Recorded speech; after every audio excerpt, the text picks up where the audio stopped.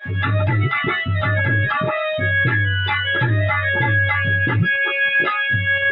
जी के लगो भजन में, शंकर जी के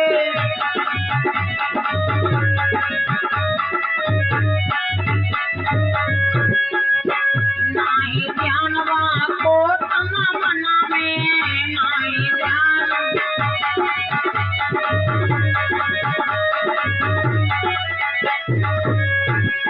नाही खड़े होन की जान है, बरसे सी गई बिछाई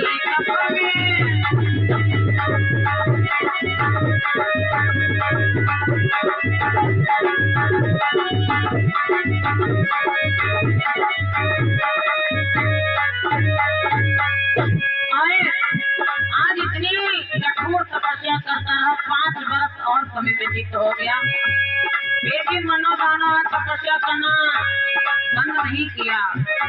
मन में इतना विश्वास है कि मैं शंकर भगवान को मना के ही रहूंगा। जागे पारे जा भजमी आई, जागे पारे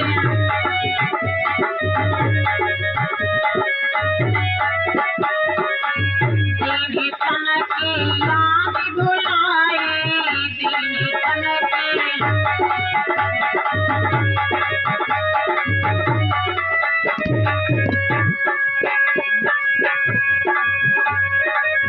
दीनी तन की याद भुलाई,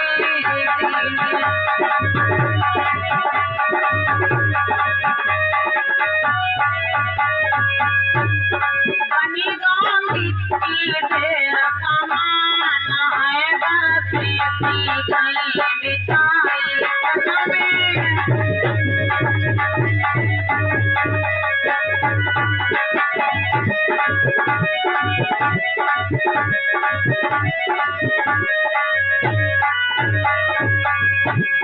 तप में ठाड़ो छाती पान है, बरसे सी गई बिछाई।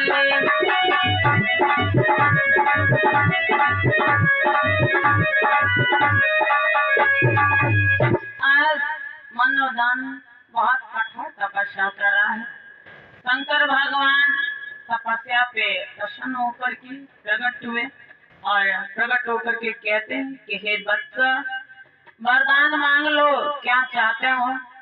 तो मनोदानव ने शंकर भगवान को प्रणाम किया।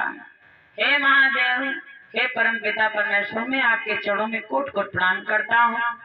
भगवान ने स्वीकार किया सम्मान और फिर कहने लगे कि हे वत्स, मांग लीजिए, क्या चाहते हो आप। मनोदानव ने कहा, सरकार, जो हम मांगेंगे सो आप हमको दे दोगे, हमें वो चीज प्राप्त कर दोगे। बोले बाबा ने कहा, मांगी, क्या चाहते हैं आप। शंकर भगवान ने कहा, जब मांगी, आप चाहते क्या है। तो मनोदानव ने कहा कि हे प्रभु, क्या आप मुझे अमर होने का वरदान दे सकते हैं कि मैं अमर हो जाऊं। बोले बाबा कहने लगे, अमर वाला वरदान मत मांगो, और कुछ भी वरदान मांग लो, क्योंकि श्रेष्ठ रचयिता हैं ब्रह्मा जी और मैं संहार करने का देवता हूँ। विष्णु भगवान पालन करता है और धरती पर जो आता है सो जाता जरूर है, इसलिए मैं अमर होने का वरदान तुम्हें कैसे दे दूं। तो बस कह दिया कि हे प्रभु, कोई बात नहीं, हम तो तपस्या पे विश्वास करते, इसलिए तपस्या करेंगे तो आपको कभी न कभी तो वरदान देना ही पड़ेगा। आप फिर से तपस्या करने में बैठ गया, फिर से तपस्या करने में बैठ गया।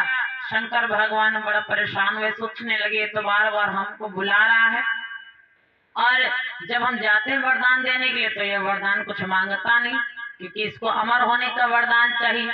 अब तो वही बात है कि एक बार बुला भी रहा और जाने को भी कह रहा, ना तो जा ही सकते हैं ना तो आ ही रहे हैं, यानी बीच में अटके हुए भोले बाबा है।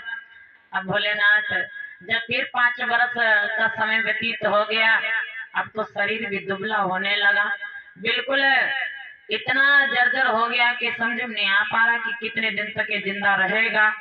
शंकर भगवान जीवित हुए और आकर के कहने लगे, अब की मांगो। अच्छा, तो बोले मांगना क्या, वरदान तो वही है कि हम अमर होने का ही वरदान मांग रहे हैं।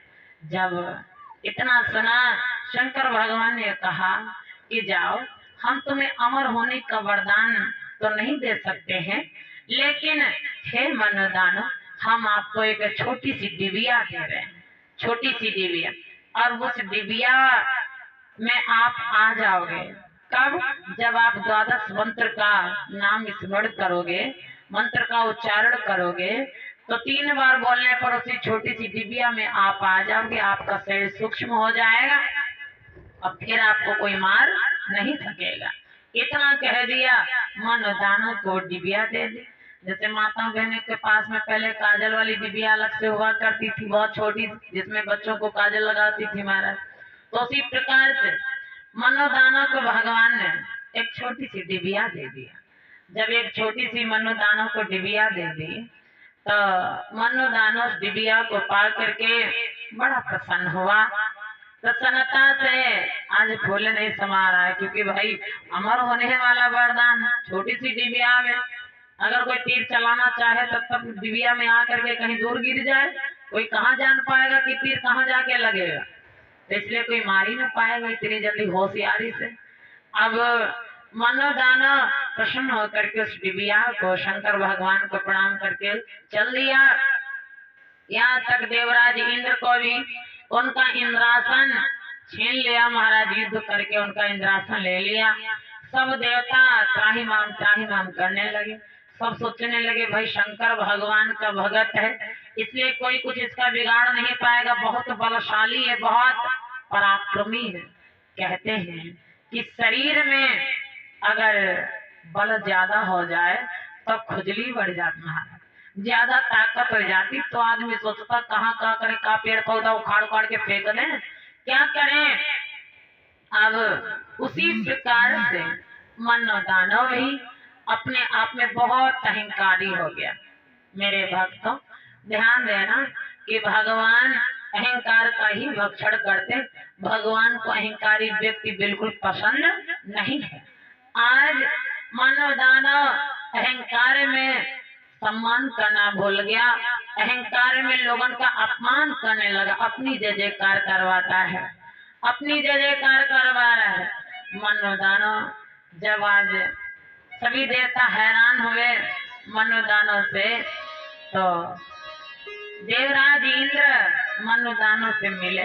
उन्होंने कहा कि तुमने हमारा इंद्रासन लिया इसलिए कि तुमने सोचा कि सबसे ऊंची गद्दी यही है, इसलिए तो हमारा इंद्रासन ले लिया। मनोदानव ने कहा क्योंकि तुम देवताओं के राजा थे, अब हम बन गए हैं राजा, हमें इंद्रासन मिल गया तो हम राजा बन गए। देवराज इंद्र हेलो